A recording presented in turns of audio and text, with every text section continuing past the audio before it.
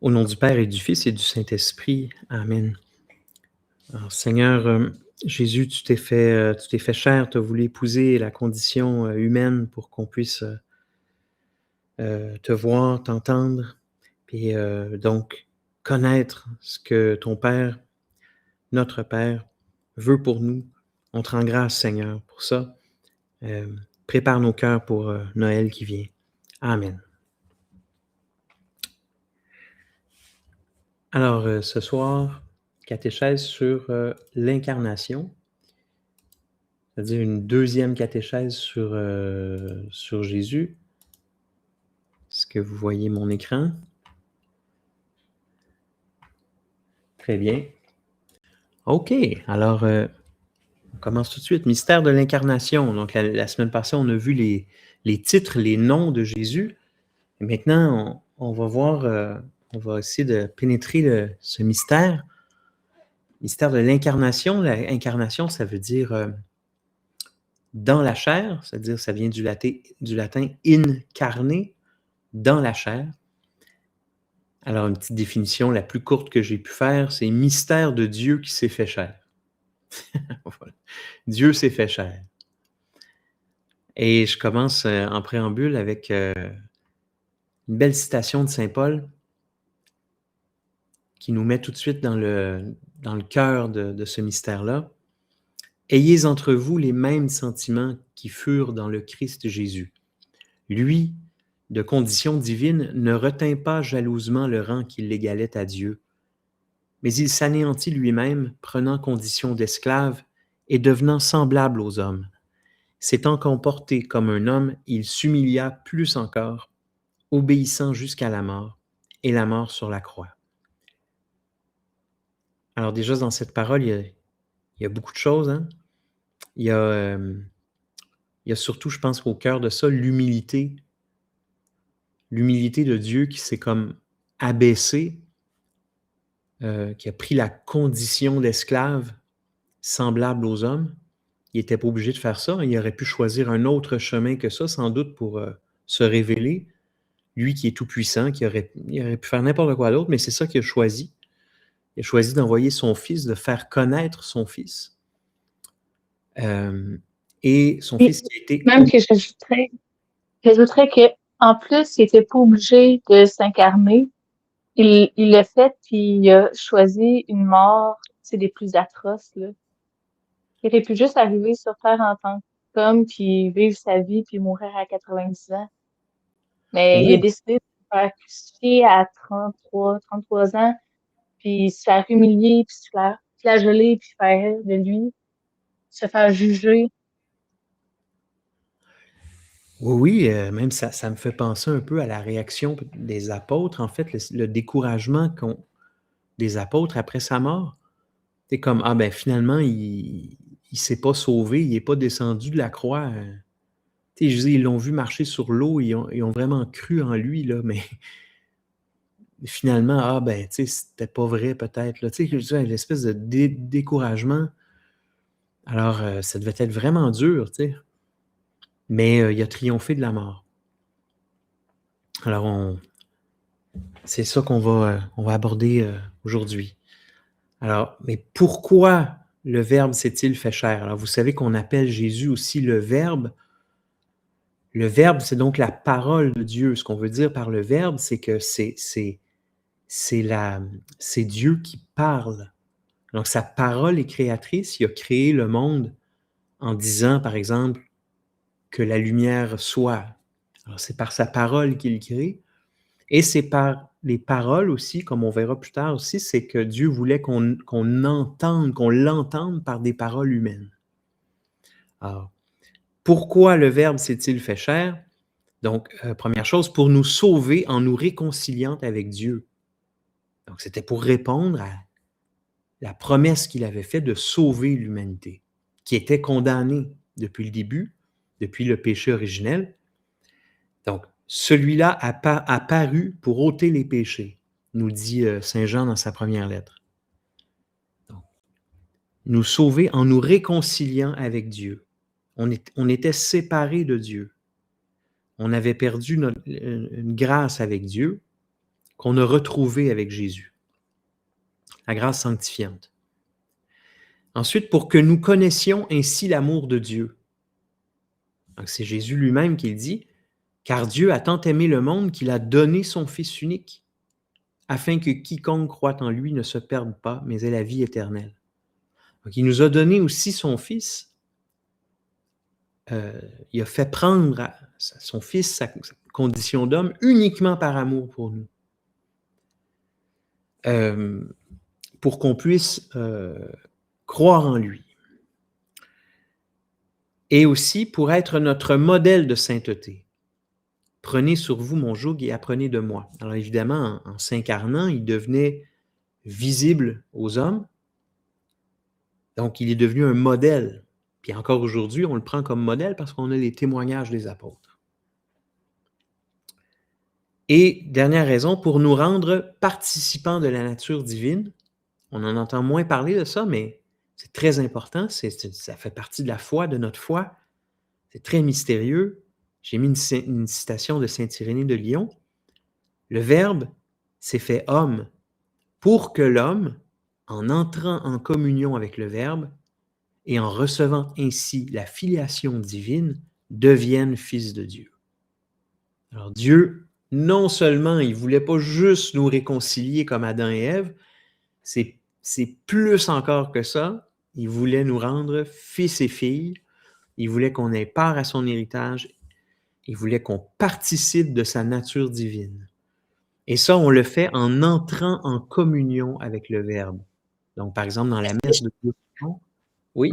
Est-ce que je peux poser une question? Oui, bah, si je peux répondre. Il y a beaucoup qui disent qu'on est fils adoptif de Dieu. Mais est-ce qu'on est fils adoptif ou on est fils? Moi, j'aimerais bien avoir la vérité là-dessus. Ben, en fait, j'aurais de la misère à distinguer les deux, là, dans le sens qu'on est clairement fils et fille de Dieu. Cette expression-là, ben, regarde, elle est dans la bouche de saint Irénée de Lyon, le plus autorisé père de l'Église de son siècle. Okay. Puis cette expression-là, elle est partout dans l'histoire de l'Église, là. On est fils et fille de Dieu. Fait que ça c'est... mais on dit aussi qu'on est fils et fille adoptifs de Dieu, oui, OK. Mais comme j'ai dit la dernière fois, c'est que la filiation de Jésus n'est pas la même que la nôtre. Parce que Jésus est fils unique de Dieu. Donc, nous autres aussi, on est fils et filles, mais lui, il est fils unique. Unique. C'est pour ça que dans Saint Jean, par exemple, il dit « Votre Père, mon Père est votre Père, mon Dieu est votre Dieu. » Jésus, il dit, on a le même Dieu, mais sa filiation à lui, elle est unique. Okay. C'est juste qu'il nous fait participer de sa filiation. Alors, merci, c'est clair. C'est le mieux que je peux donner. Ben, c'est déjà beaucoup. OK, merci. Tant mieux. Alors, premier grand point, Jésus est vrai Dieu et vrai homme. Alors ça, c'est la doctrine, hein? C'est la doctrine de l'incarnation. Jésus est vrai Dieu et vrai homme. Alors, il faut savoir peut-être vite que ça a été la grande question, hein, qui a occupé les chrétiens des premiers siècles. Est-ce que Jésus était vraiment Dieu? Est-ce qu'il était vraiment homme? C'est la grande chicane. Hein? Il fallait définir c'est qui Jésus. Du temps des apôtres, on ne voit pas vraiment cette question-là surgir. Hein? Parce qu'eux autres, ils l'ont vu, ils l'ont connu. Mais 2-3 générations plus tard, là, c'était qui ça, Jésus? On n'a pas d'image, pas vraiment seulement le témoignage oral. Donc, tout de suite, ça fait de la chicane. Alors, dans la catéchèse aujourd'hui, je ne vais pas parler des différentes hérésies qui ont eu lieu autour de cette question-là, mais d'un côté comme de l'autre, c'est-à-dire qu'il y a eu des chrétiens pour prétendre que Jésus était seulement Dieu, qu'il n'était même pas homme, qu'il ne s'était pas incarné vraiment. Il y a des gens qui ont prétendu le contraire, évidemment, qu'il était un homme et qu'il n'était pas Dieu. Et ces hérésies-là, même si doctrinalement, elles ont été réglées, si on veut, par l'Église au cours de différents conciles dans les premiers siècles, elles ont traversé 2000 ans quand même. Encore aujourd'hui, elles sont présentes aujourd'hui à différents degrés, avec des subtilités. Moi, je dirais qu'aujourd'hui, même autour de nous, c'est plutôt de dire que Jésus n'est pas Dieu. Beaucoup de catholiques aujourd'hui s'entendent pour dire que Jésus est un homme, mais quand viennent dire que c'est vraiment Dieu, qu'il a vraiment fait des miracles et des choses comme ça, les gens ont plus de misère à croire ça. Donc, dans tous les cas, l'enseignement de l'Église, au moins, est vraiment clair là-dessus pour nous aider à connaître Jésus. Donc, Jésus, une personne. Jésus, c'est d'abord et avant tout une personne. Puis, comme personne, ben, il est un, c'est une personne. Il est une personne. Cette personne-là, qu'on dit Fils de Dieu, c'est la deuxième personne de la Trinité. Donc, là, je ne fais pas un enseignement sur la Trinité, mais la Trinité, comme vous savez, c'est le Père, le Fils et le Saint-Esprit. Donc, en Dieu, il y a trois personnes. Un seul Dieu, trois personnes. Donc, le Père, le Fils et le Saint-Esprit. Donc, Jésus est la deuxième personne de la Trinité. C'est ce que j'ai mis là. Une personne. Mais en Jésus, il y a deux natures. C'est un fait unique dans l'univers, c'est-à-dire que tous les êtres qui existent dans l'univers n'ont qu'une seule nature. C'est comme moi, j'ai une seule nature. Ma tasse de café a une seule nature. Mais en Jésus coexistent deux natures. Donc, ces deux natures-là, il y en a une qu'il tient de Dieu, c'est sa nature divine. Il tient sa nature de toute éternité. Parce que c'est une nature divine. Donc, c'est pour ça que Jean nous l'explique au premier verset de son évangile. Donc, au commencement était le Verbe, qui fait écho à la Genèse. Au commencement, Dieu créa le ciel et la terre.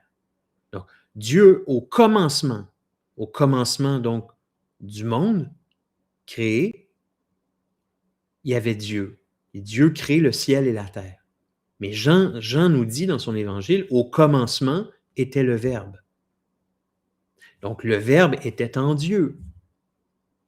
Okay? Le Verbe était avec Dieu. Il était Dieu. Il était là au commencement. On ne peut pas dire qu'il était là juste après.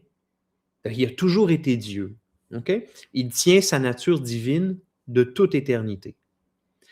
Sa nature humaine à Jésus, donc sa nature humaine, qui est composée d'une âme et d'un corps humain, il la tient de sa mère, la Vierge Marie. Donc, il est né. Et en naissant, ben, c'est un événement historique, pareil comme votre naissance à vous. On est né à un moment donné dans l'histoire. C'est pas un truc, c'est pas comme sa nature divine qui est de toute éternité. C'est un événement qui arrive dans le temps, dans la création. OK? Évidemment, comme on a vu dans la catéchèse sur l'homme, qu'est-ce qu'un homme? Un homme, c'est un corps avec une âme humaine. Les deux ensemble. Donc Jésus avait ça aussi. Il avait un corps et une âme humaine. Voilà. Donc, ces deux natures divines et humaines ne sont pas confondues, mais unies dans l'unique personne du Fils de Dieu. Alors, catéchisme 464-481. Puis ça, là, je pense que je vais même aller le chercher. Je vais me faire plaisir. Je vais aller chercher ça. 464. Je vais vous le montrer ici.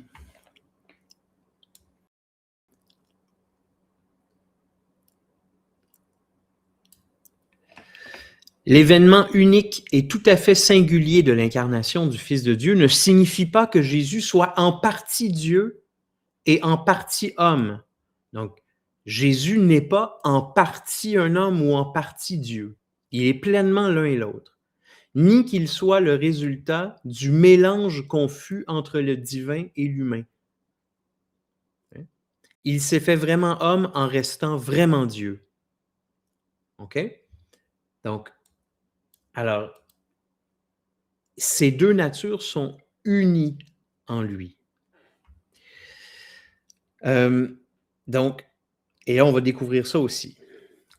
La personne qui agit, 2 points vraiment importants, la personne agit. Donc, la personne de Jésus, elle est unique, c'est lui qui agit, c'est sa personne qui agit. Mais son action peut être divine ou humaine. OK? Alors, quand il ressuscite un mort, c'est sa nature divine, hein? C'est pas sa nature humaine qui a fait ça, c'est sa nature divine. Alors, quand il a soif ou quand il est triste, mais c'est sa nature humaine. Okay? Mais c'est toujours le Fils de Dieu qui agit. Et non pas des fois, c'est subtil un peu, mais des fois, on peut entendre, même des fois, on le dit même nous-mêmes, ah ben là, c'est Jésus homme ou c'est Jésus Dieu. Mais là, pendant qu'il agirait en tant qu'homme, il ne serait pas Dieu. Là, il est juste un homme. Non, non, non. Il est toujours pleinement Dieu et pleinement homme en même temps. Mais ça, c'est possible uniquement parce qu'il est une personne. Une personne, c'est-à-dire deuxième personne de la Trinité. Il y a toujours quelqu'un. Toujours une personne. La Vierge Marie a donné à Jésus sa nature humaine. Et comme elle est mère d'une personne et non d'une nature, on l'a dit en vérité mère de Dieu. OK, alors elle est mère de qui, la Vierge Marie? Votre mère. Si je dis, votre mère, là, quand elle a accouché de vous, elle a accouché d'une personne. Et vous avez une nature. Vous avez une nature humaine. Elle n'a pas accouché de votre nature. Une mère, c'est la mère d'un fils ou la mère d'une fille. C'est la mère de quelqu'un, d'une personne. Alors, la mère de Jésus, elle a accouché d'une personne et non d'une nature.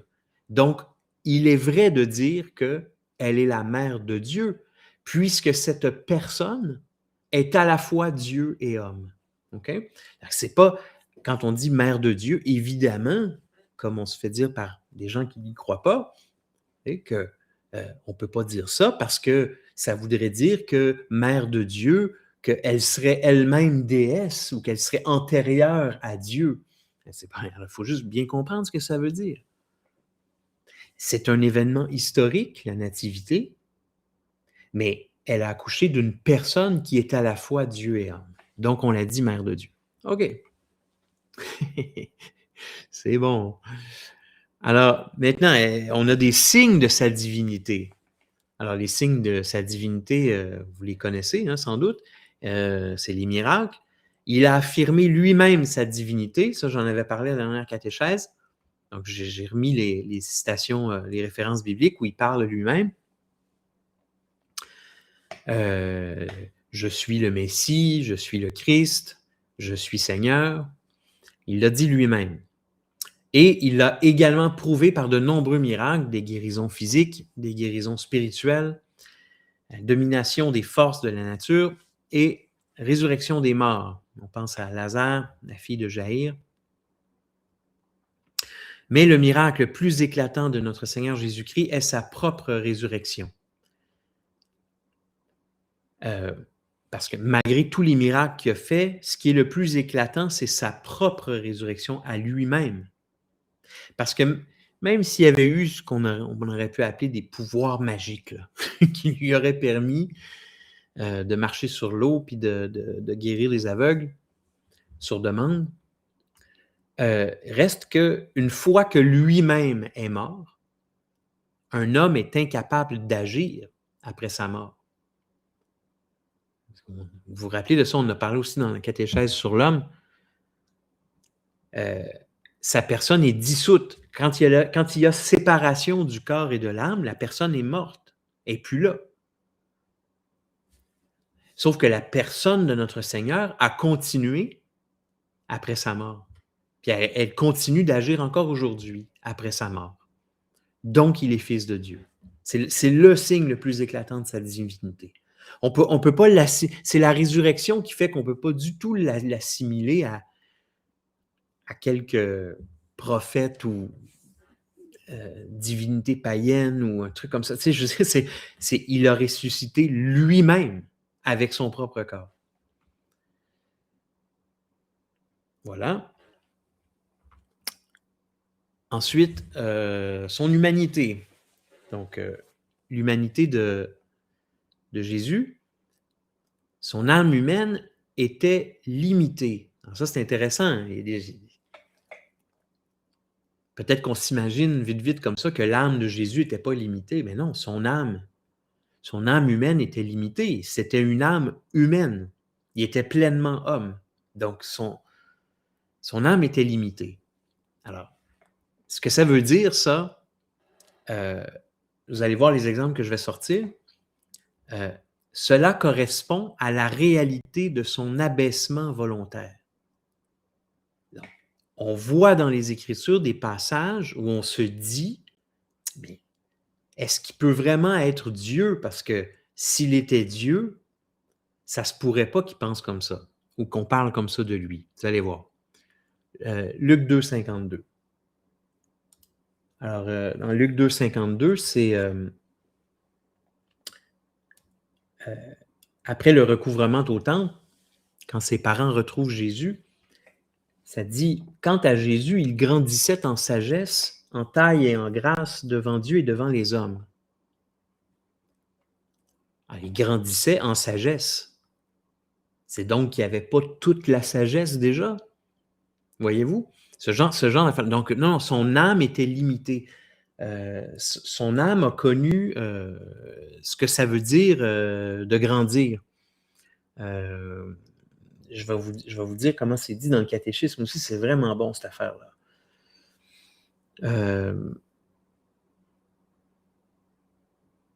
C'est pourquoi le Fils de Dieu a pu vouloir, en se faisant homme, croître en sagesse, et de même avoir à s'enquérir sur ce que dans la condition humaine on doit apprendre de manière expérimentale. Dans la condition humaine, on doit apprendre des choses de manière expérimentale. Un enfant expérimente quelque chose, il apprend de ça, puis même adulte. S'enquérir sur ce que dans la condition humaine on apprend, s'enquérir, poser des questions parce que je ne connais pas quelque chose, il faut que je pose une question. Quand on ne connaît pas quelque chose, on pose une question.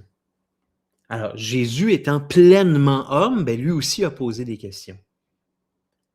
Un autre exemple de ça, c'est Marc 6, 38, multiplication des pains. Il leur demande combien de pains avez-vous? Ils ne savaient pas déjà. Allez voir. Combien de pains avez-vous? Allez voir. S'étant informé, ils lui disent 5 et 2 poissons. Il a laissé ses disciples aller voir. Il s'est revenu, il a eu sa réponse. Un autre exemple, je suis sorti Jean 11, 34. Le corps de Lazare, quand ils sont allés voir, ils sont allés trouver Jésus pour lui dire qu'il était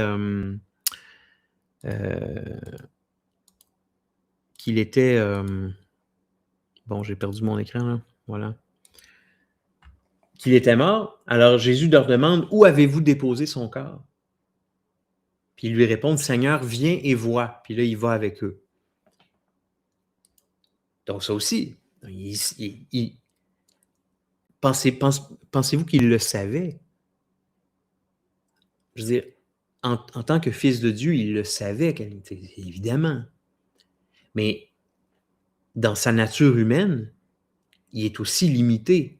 Il agit comme un homme, comme on a vu tantôt. Donc, même si sa personne est divine et humaine, son action, elle peut être purement humaine. Donc, il parle comme ça aussi. Donc, dans la condescendance de sa bonté, Dieu, pour se révéler aux hommes, leur parle en parole humaine. Dans la condescendance de sa bonté. C'est pour s'abaisser qu'il fait ça. Mais pourquoi il n'agit pas comme s'il savait déjà tout? C'est parce que le plan, c'est pour correspondre au plan de la révélation divine. Jésus a manifesté seulement ce qu'il était bon aux yeux de Dieu de faire connaître aux hommes. Il n'était pas là pour épater la galerie, il n'était pas là pour montrer qu'il savait tout.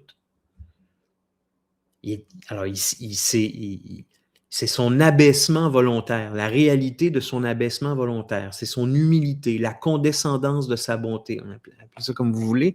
Donc, ça vient de là.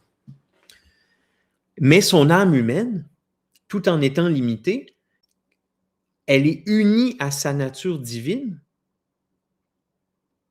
Alors, ça lui permet de manifester sa connaissance intime du Père. Donc, il ne fait pas seulement être un homme, il est aussi Dieu. Donc, il manifeste sa connaissance intime du Père. J'ai donné 2 exemples aussi. Matthieu 11, 27. Tout m'a été remis par mon Père. Personne ne connaît le Fils sinon le Père, et personne ne connaît le Père sinon le Fils, et celui à qui le Fils veut le révéler. Jean 1, 18. Dieu, personne ne l'a jamais vu.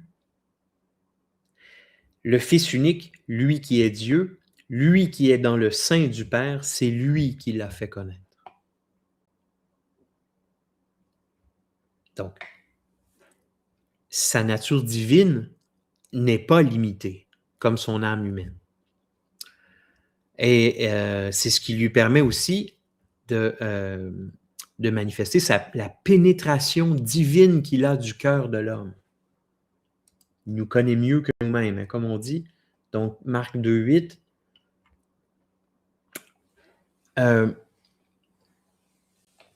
Alors là, on l'accuse de blasphémer. Qui donc peut pardonner les péchés, sinon Dieu seul? Il répond, ça dit dans les évangiles, percevant aussitôt dans son esprit les raisonnements qu'il se faisait, Jésus leur dit, pourquoi tenez-vous de tels raisonnements?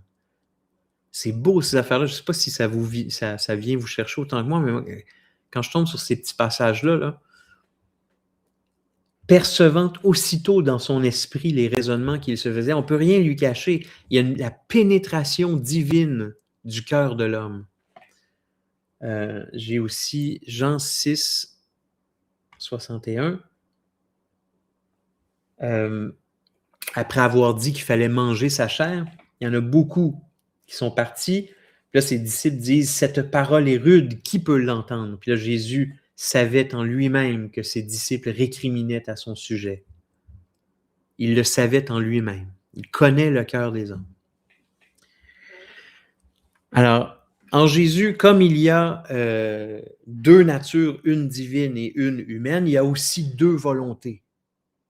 Parce que nous, on a une volonté propre, notre volonté humaine, et Dieu a sa propre volonté aussi, hein, il y a la volonté divine. Donc, ces 2 volontés coopèrent en Jésus. Elles sont coopérantes, elles ne s'opposent pas. Jamais, jamais. Alors, comme moi, j'ai seulement ma volonté humaine, il arrive que ma volonté s'oppose à celle de Dieu. Dieu veut quelque chose, moi je ne veux pas. Il y a une opposition. Mais en Jésus, il n'y a pas d'opposition entre les 2 volontés, mais les 2 existent. Donc, l'une divine et l'autre humaine. Alors, le catéchisme enseigne, le Verbe fait chair a voulu humainement, dans l'obéissance à son Père, tout ce qu'il a décidé divinement avec le Père et l'Esprit Saint. Sa volonté humaine suit sa volonté divine. Donc, moi, c'est la première chose qui m'a touché, c'est un des premiers mystères qui m'a touché en Jésus, quand j'ai commencé à le connaître par les Écritures, tout seul, dans ma chambre, c'était de me rendre compte que cet homme-là, il y avait une parfaite adéquation entre ce qu'il disait et ce qu'il faisait. Je veux dire, toutes ses paroles étaient vraies, mais ça rimait avec ses actions. Et c'est ça. Et il ne faisait pas juste prêcher des belles paroles, il le vivait lui-même, saisi de compassion, puis toutes ces petites phrases-là, puis on voit c'est un cœur agissant. Alors qu'en moi, il y a un fossé toujours comme ça entre ce que moi je veux faire, puis ce que je fais vraiment, puis ce que je dis, puis ce que je fais. Puis donc, Mais en lui, il n'y a pas ça. Donc, dans le mystère de l'incarnation, il y a une parfaite adéquation entre la volonté de son Père, la volonté divine, et la volonté humaine de l'homme. Et dernier point sur son humanité, c'est son corps. Son corps humain est délimité. Bon, ça va de soi, hein? C'est un corps humain, il y a une forme. Mais cette question-là, le fait que son corps soit concret, c'est ça qui permet de dire ensuite que son visage peut être dépeint. Parce qu'à un moment donné, il y a eu, après plusieurs siècles, ce qu'on appelait la querelle des iconoclastes. Donc, il y avait des chrétiens qui prétendaient qu'on ne pouvait pas dessiner ou représenter Jésus sous forme d'image. Parce qu'il est Dieu. Puis on est indigne de ça. On n'est pas à la hauteur de pouvoir le représenter. Cette question-là, elle a été tranchée au deuxième concile de Nicée en l'an 787. Et c'est d'ailleurs à partir de ce concile-là qu'est née la grande tradition des icônes. Parce que ce concile-là avait défini ce qui rendait possible la vénération des images saintes aussi. Ça dit en gros, je lis ici, là,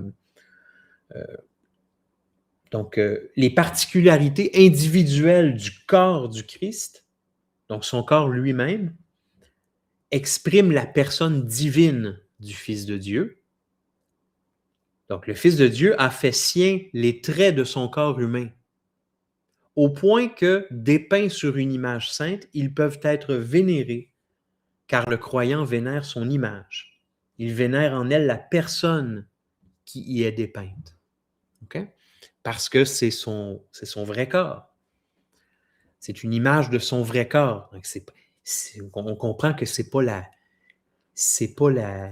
pigments de la peinture qu'on vénère. Hein? Quand on regarde une sculpture ou une image, c'est pas le plâtre de la sculpture ou le bois de la sculpture qu'on vénère. C'est la personne qui est représentée. C'est Jésus qui est représenté par l'image.